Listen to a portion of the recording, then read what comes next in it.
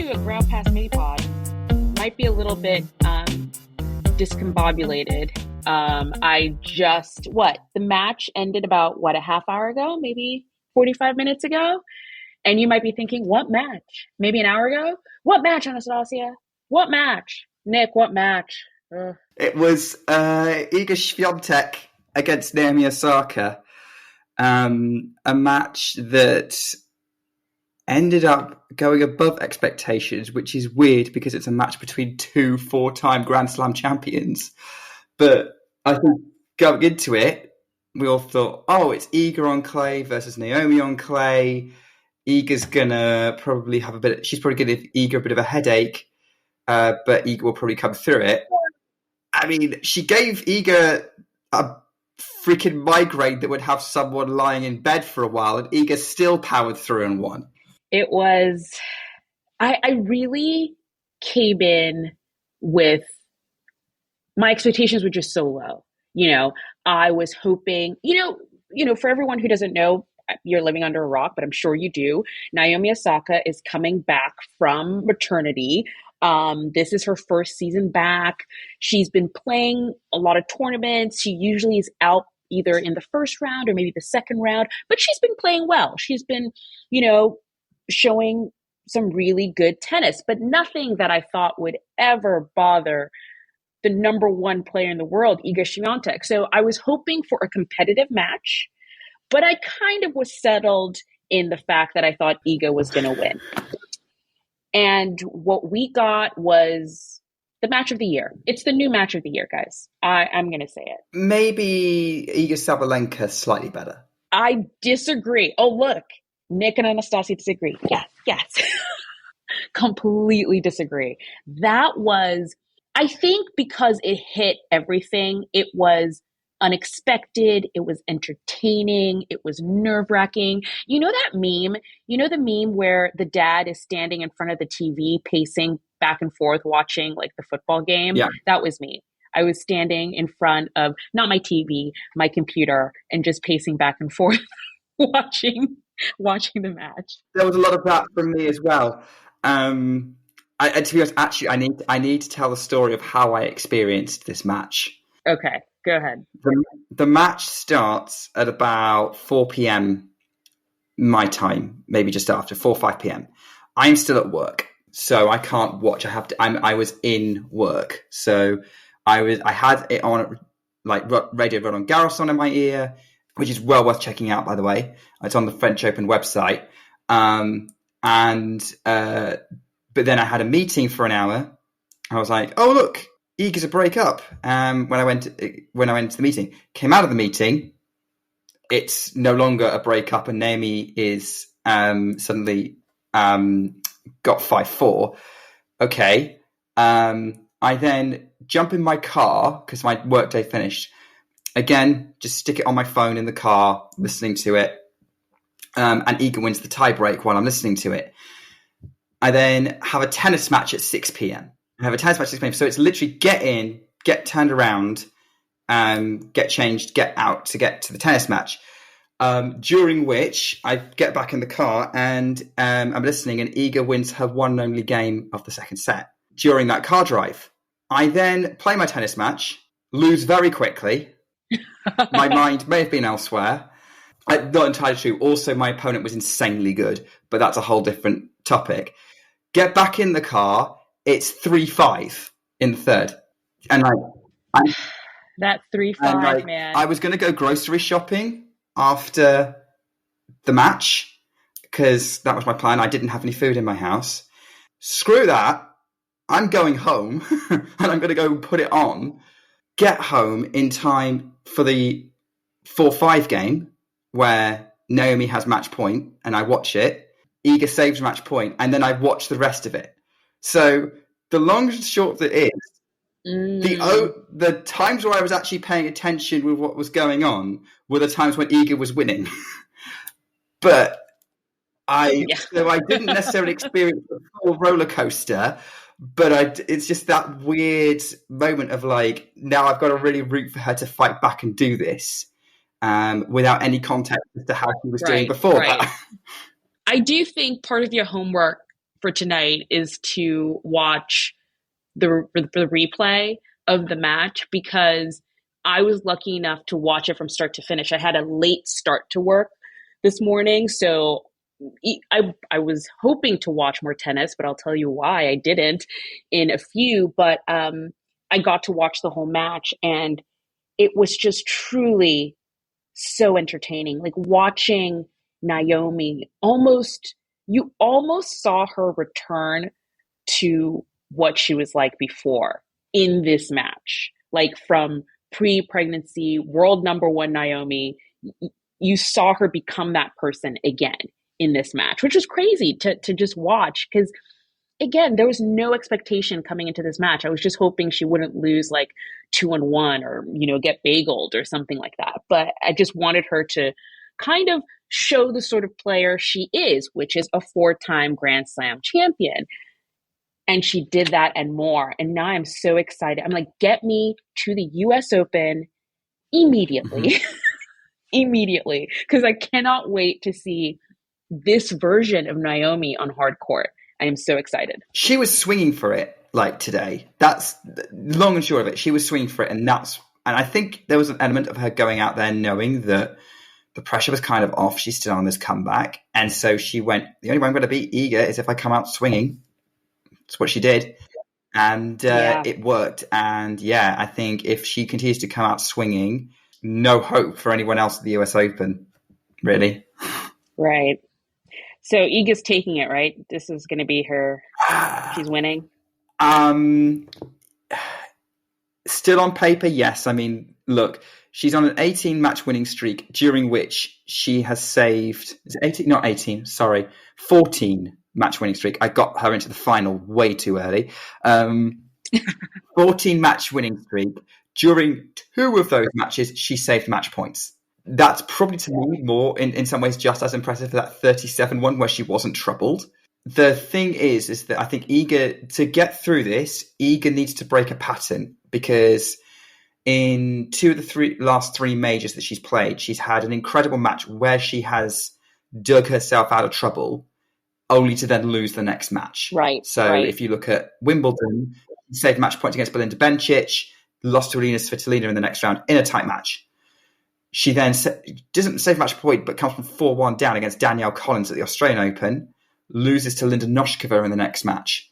Again, very tight match. Now, do I necessarily think a potential opponent is going to be the same kind of threat as Svitolina or Noskova would be? Probably not. Yeah. But it's still a pattern that you need to be, that I'm kind of going in. I think I still believe I will believe a little more once she's got through her 3rd round. Yeah. I just think watching it and the way she saved match point, I thought was so bold, and I never was more sure that she was the number 1 player in the world after watching this match, and she gets Buskova. I'm looking at the draw right now, and she gets either Buskova or Fett. I don't know who Fett is, but that's who she gets next. And I just can't see. I'm looking at all the opponents and just thinking, okay, she could do that. Okay, she could win that against that person. And I think after what she did today, she's going to be tough to beat. Or, like you're not wrong. She has done this before, where she wins a super tough match and then the very next one loses. But we're not here for long, and we've already spent so long talking about this match, but it is what we just watched, and this is one of the mini pods that we will be bringing to you over the French Open, Roland Garros. What else? What has been happening? We're in round 2. We're in round 2 of the tournament now. There've been other matches that have gone on. Have you watched a lot so far what is this? This is day 4. As much as I can. So obviously work gets in the way of watching most of it. Fortunately, Roland Garros has been going on late into the evening recently because of all the rain that's been happening. So I've managed to catch a fair bit. Not a lot of women's tennis being put on that late, but still got a few out there. I'd say kind of the story of the tournament has been up to now. So the top 4 seeds still in it. And we're waiting to see how that works out. Rybakina and Sabalenka not really challenged in their opening matches. Goff similarly. So yeah, it's going to be interesting to see kind of how things play out. I think the match that I probably caught the end of was Badosa Balta, which ended up being quite good. That was quite good. That was really good. Yeah, that was a really good match. It was one of those moments, again, almost like this one, where I was like, "Oh my God, Naomi's going to win." That I was like, "Oh my goodness, is Bolter going to win her first clay court match?" And it's Well, but she did. She has won the Billie Jean King Cup match. yes, she did. You know what? It's so funny because I was actually going to write that yesterday in a tweet, and then I remembered, oh no, she's won a Billie Jean King Cup match, which was on indoor clay. So that counts for sure. I think for me, the surprise of this tournament, which I don't know if it should be a surprise, but it definitely was for me, was Maria Sakkari's out. Yeah, against an opponent I wasn't expecting her to lose to. But then when do you... Because the thing is with Sakkari is you don't expect her to lose, but it is a pattern now where she's going out early in Grand Slams. It is. Pretty much ever since that US Open semi-final she reached in 2021, it's been really patchy and like she's barely getting past round one at the minute. But she had a really good draw, and I think a lot of people were putting her to make the quarters. Yeah. But yeah, not ideal for Sakkari. Also, Haddad Maya, I picked to go fairly deep, like second week, also out. Maybe less of a surprise against Cotteretto, but still I had her down winning that one. So those are the two kind of big exits. Maybe also former champion Barbora Krejcikova, still struggling a little bit after coming back out in the first round. Hasn't won a match at Roland Garros since she won the title 3 years ago. Which is crazy. That stat, when I saw it yesterday, I was like, that's crazy. Surprise, another surprise, I think, in the women's draw, Bianca Andreescu. Yes. Bianca Andreescu, who hasn't played a match in half a year, maybe more. Over a year. She hasn't played since Montreal last year, which was in August. So 9 months off. She comes straight out and she wins not only her first match, but it's against one of the toughest challenges on clay, which is Sara Sorribes Tormo, who is a player who gets everything back and makes you work for points. And we know Andreescu likes to work for her wins. But this one was actually straight sets and super impressed by that. It was 7-5, 6-1. It was 7-5, 6-1. That was the thing that got me, because Sara Sorribes Tormo is a grinder, and her matches will go for 4 hours easy.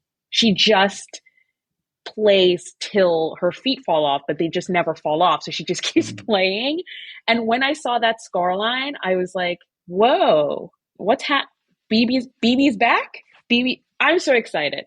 I'm excited. Who does she play next? She gets to play.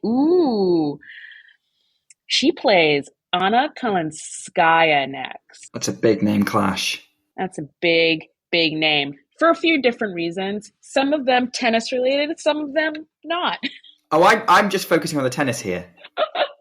If you're living under a rock, apparently she's dating Sinner. No, not apparently, because he confirmed it. So that's the new tennis couple there. But tennis-wise, she's been doing great. She got to the finals. Was it Doha? Dubai. Or Dubai. And then decent run at Indian Wells, lost to Paolini again. Been a bit patchy since. Yeah, she has. But she won her first round match. I think the first set went to a tiebreak, and then she was fine. So, yeah, that should be an exciting match. Another good one that happened today before the rain took over. Ons Jabeur and Osario played. That was also another fun match where I thought, oh my goodness, Ons is making a comeback. Like, she's beginning to feel like Ons Jabeur, because she hasn't really felt like Ons Jabeur in a while. So I really saw that on display actually in her opening round match against Sasha Vickery, where she was in full drop shot mode. Everything was either a drop shot or a flat forehand, which is typical Ons Jabeur. And yeah, that was the moment I went, oh, vintage Ons. This is lovely to see. Let's see how far she can go. Yeah. So you might have heard we've mentioned the rain a few times. It's because rain it has taken over this tournament. Paris is the new London. Well, you know what? I was again listening to our radio coverage. In my emergency grocery run before the start of this podcast, I was listening to the BBC radio coverage, and they had Laura Robson on, and she was saying apparently everyone's been coming up to her in Roland Garros saying, "Oh, thank you so much for bringing the British weather with you," or "Oh, you must feel so at home here." And she is very quick to say that Roland Garros has actually got worse weather than Wimbledon more often than not. I think someone needs to go back and check, but she did say like 2019 was almost a washout. But like, yeah, there's been some solid defense of the British weather going on in the commentary booths. I can only imagine just them fighting, be like, no, Roland Garros is worse. But no, the rain has taken over. And I think the first 2 days of the tournament, they were able to at least get all the singles matches done. Today was scheduled to be the start of round 2. They successfully started round 2, but unfortunately they had to cancel all of the matches on the outside courts. They started the matches on the outside courts, but none of them finished. And they've all been canceled and pushed to tomorrow, where hopefully there'll be better weather. I posted on our Instagram and on Threads as well. They are offering refunds to everyone who got ground pass tickets or grounds tickets in general, and to Simone Mathieu, which doesn't have a roof. So they're offering refunds to all of the attendees, which is good because a friend of mine is in Roland Garros right now, has been for 2 days and has been washed out for 2 days, has not seen any tennis. And I feel so bad. Luckily, they're there again tomorrow, and hopefully they'll get to watch some tennis. But it's been a bummer for ground pass holders this tournament so far. But this brings me to a question, because it's been on my mind for a while. It's actually been on my mind since the US Open of last year, where the grounds were super packed and the main big stadium, Arthur Ashe, was half full. Mm-hmm. And I always thought there were all these lines for the smaller courts. I'm like, why don't they just let ground pass holders in to Ashe? Because those seats are just empty and it really looks bad on TV. And you have a lot of people who would love to go watch that tennis. And the same thing in a different way happened here, where, it's raining outside, but a lot of the ground pass holders were just hanging out, in the sort of covered areas and like in the food courts and things like that. And you're watching the Iga and Naomi match and it's half full. And I'm like, why don't we let those people in? Why don't we I don't know the technicalities of it. I don't know how hard it would be, but this is just something I've been thinking about and wanted to say, because I think if you have a court and you have viewers and people, fans who want to watch some tennis, why not facilitate that? I know it's complicated because you're sort of like, well, those tickets have been bought and, but maybe there's a time limit. Yeah, I don't know. there's a whole, this is not a logistics podcast, but my brain's already going to the logistics of it, because yes, you could do all the unsold tickets or all the return tickets. That's what, so Wimbledon does that. Wimbledon has a secondary queue when you get inside the ground, where you can queue up at the resale station. You could literally spend all day queuing at the resale station and not actually go and watch any actual tennis. And basically it's any tickets that have been returned, any tickets that aren't sold, you can queue up and basically buy those and get into centre court or number one. So it's very Wimbledon, very queue based, but it would have to be like that at any other slam. Let's be honest, it would have to be first come, first served. But Wimbledon does have a system in place for that, right?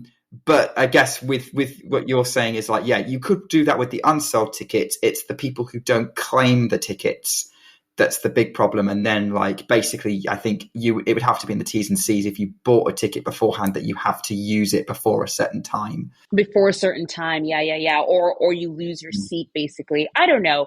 Don't want to get into the weeds of it because we have little time here, but I did want to mention it before we jump into the ATP section of the tournament. And that's been going well as well. We have to start, obviously, I think, with Nadal, who is out of the tournament. He lost his match to Sasha Zverev, which wasn't a surprise. Sasha Zverev was the champion in Rome this year. He is coming in with good form, a lot of great tennis. He's been playing very well. There were signs in the second set that maybe Nadal could make a comeback, but I just don't think I ever had a moment where I thought, okay, Rafa's going to win this. No, I thought he had a chance when he served for the second set. I thought he had a chance. I think, yeah, he had a chance when he served it out, and then Zverev hit some incredible returns in that game. There was no point when Nadal was clearly going to win. There was a point, but most of that match, it felt like it was going to be a contest up until Zverev went 2 sets to love up. And then I thought there was a little bit of hope when Rafa broke early in the third. But yeah, overall, it was always a feeling of a fight rather than anything else. And in many ways, Zverev was the worst possible draw Nadal could have got, aside from Alcaraz, Sinner, and maybe even Djokovic. But that was I think Nadal showed that he could compete still with the top guys.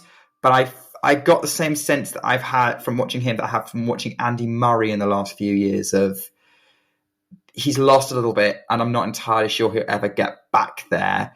And so then if you're Nadal, what's the point of keeping on trying, essentially? Unless you just really, really love it that much. Yeah. But is the pain worth it? Is the pain worth it? And I don't know. I think he just really, really loves playing. And I think there were definitely good signs. He seems to feel like his body is holding up. Again, I think if it was any other player other than the five that you just mentioned, I think he would have gone through to the next round 100%. I can actually say I think he would have gone through. So it was good to see that. It was good to see that at least his level is up. And from what he's saying, I think the next time we see him is the Olympics. Like, I don't think he's going to go to Wimbledon.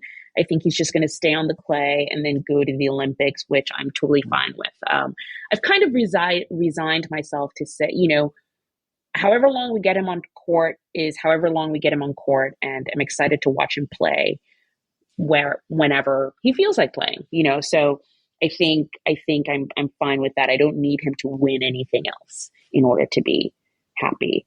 But yeah, what else has happened? I think the biggest thing for me so far on the men's side, I mean, we can talk about specific matches if anything like jumps out at you, but for some reason, a lot of the men's matches have involved French players and French players playing against non-French players. And I think I mentioned this in one of my roundups of Roland Garros, but it's one of my favorite things of the tournament is that sort of crowd atmosphere that is created when a French player plays a non-French player. Now, I was watching Giovanni Perecaud play Goffin, and that was the craziest I had seen it. And I think Goffin made some comments afterwards saying it probably went over the line. Like, I think he said something like someone spitting their gum at him and yelling at him for 3 hours because it was a long match. It went 5 sets. Giovanni lost. He just won Lyon. So he kind of followed in Arthur Fils' path in that way. But he did show great signs. He's only 20. I think he is 20 or 21. He's young either way and, has a bright future ahead of him. But what do you think of that crowd? I mean, again, it made for very exciting watching, but you also don't want players to have to go through that. French players at Roland Garros is like one of the highlights of the early rounds of the tournament. Think about the scenes with Monfils last year, Zonga's last match, Simon's at Roland Garros, obviously, or even in Paris when Simon played his last match in Paris a couple of years back. It's part of the territory. They are... The French fans are something else. Like, I was having a conversation with someone at work about this, where we were talking about sort of the British fans. Like, they'll be a bit noisy, a bit rowdy sometimes. With like, sometimes some idiot will shout something they think is funny. The Americans tend to be a bit more rowdy in a sort of a NFL type crowd way, like just constantly shouting and bellowing. The French crowd is vicious. The French crowd is like, and somewhat bizarre. They are very much see themselves as being part of the show in a way that crowds in other countries do not. Hence, you get the Mexican waves that go around the stadium and disrupt play. You have the whistling, the unique chant that's going on. And then, genuinely, I was listening to the match earlier. I think it was, it must have been the Alcaraz match. Again, like in between meetings at work. And genuinely, there was a guy with a trombone in the crowd, and he was playing the Munsters theme on there.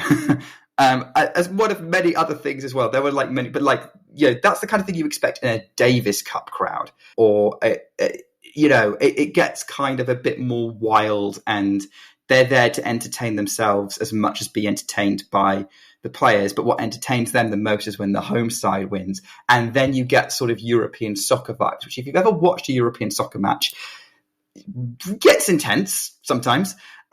So yeah, I think it's part of the atmosphere.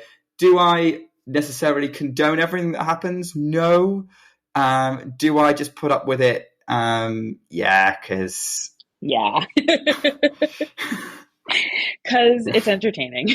I remember when I did mention this at first, I love the players that give it back. That was what we were talking about, the Taylor Fritz shush thing that he did. I love the players who give it right back, because I think, there are definitely people, if they're spitting at you and things like that, obviously that's malicious and that's not fun. But I think, they're just trying to really vigorously support their home team. And a lot of times it's not really against the other player. It's just that they're just so for their home team that they don't want anything against their home team. So, yeah, so the crowds have definitely delivered. Okay, I want to jump in on something here.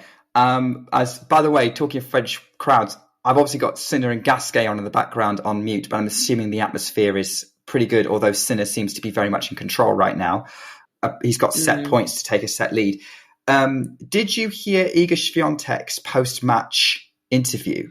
I didn't. I've seen a lot of what's being posted on social media, but I didn't hear it. I heard it. And essentially what she said was, look, I'm really sorry to say this. I know that I'm out here to entertain you, but please don't shout during points because it really doesn't help, essentially. And it was more of a respect. It was kind of a respectful plea to the crowds in general of, I understand, look, I want you to have fun, but like, can you not disrupt things? Which is kind of the tone I was getting from it. But it did look like she was like basically letting loose on something that was bothering her a little bit. Because she did have a couple of points where she was distracted by something happening in the crowd. And this is something that happens in crowds around the world. This is not unique to the French crowd.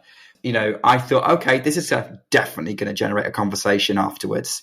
There's been, obviously, we were talking about Madrid and like crowds being able to move around during doubles matches as an experiment. And I can see kind of the benefits of it, but I think hearing a player's perspective of, I need to focus, please don't interrupt me when I'm focusing. And in my mind, it's like trying to interrupt a chess match where, again, it's very much about that mental side of trying to work out your move, and you don't want to be distracted during that. So I have a lot of sympathy for players in that situation. And like, we talk about tennis etiquette and why does silence necessary? And I think this highlighted why it still kind of needs to be part of tennis and why you can't have like the raucous atmosphere that you would have at a football match. Yeah. And I do think on the other side of it, it's not every player. I know, for example, when it comes to US Open time, because I think this topic usually does come up in US Open because the crowd is just, I always say it's the most casual crowd of all the slams. More people go to the US Open, I think, just for the vibes, just to say they went. They're not actually tennis fans or barely even know who's on court. So you do get, I think, a lot more fans at the US Open who just move around and who do things, and it's louder than most slams. I think I've actually heard Iga talk about how different it is. And there are a lot of players who mention, they're like, yeah, I just tune it out after a while. If it's a steady kind of constant noise, they're fine with. It's kind of when all of a sudden there's like a metal clang or something that sort of throws them out of it. So I do see both sides of it for sure. I mean, even when I'm watching, there are just some times where I'm like, can it just be quiet? I'm trying to concentrate on the points here. Can it be quiet? Right? That's what I love about super tense matches like we had with Iga and Naomi earlier, is like you could cut the tension with a butter knife in like when it's match point or 30 all, and this 30 or 5 all, this next point could be crucial for what happens next in the direction of the match. And the tension is just upped when it's silent. There's actually a really good article on popcorn tennis that Andre Rolenberg wrote. One of the first things that went up on the site, actually, that is like a wonderful description of why silence in tennis has so much power for the sport. Yeah. Okay. We've gone on way too long. No, we could go on forever, but this is just a mini pod. Matches I'm looking forward to.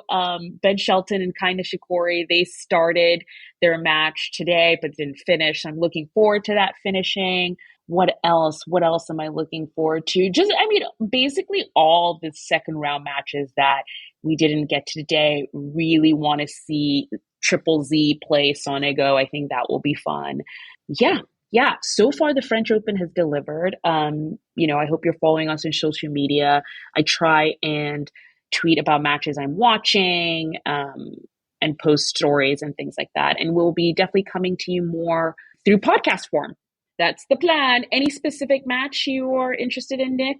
Oh gosh, I was thinking about this a little bit, because I don't have my list in front of me. Bianca Andreescu, Anna Kalinskaya. I'm ready. That's one I'm ready. I tell you what, there's actually 2 matches that I'm looking forward to because they're kind of right next to each other. The winners of those matches play each other. Victoria Azarenka and Mira Andreeva.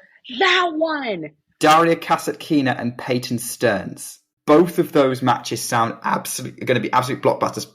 Everyone involved is in form, and I honestly think that little section that comes out is probably going to reach the quarterfinal because Sakkari's now out.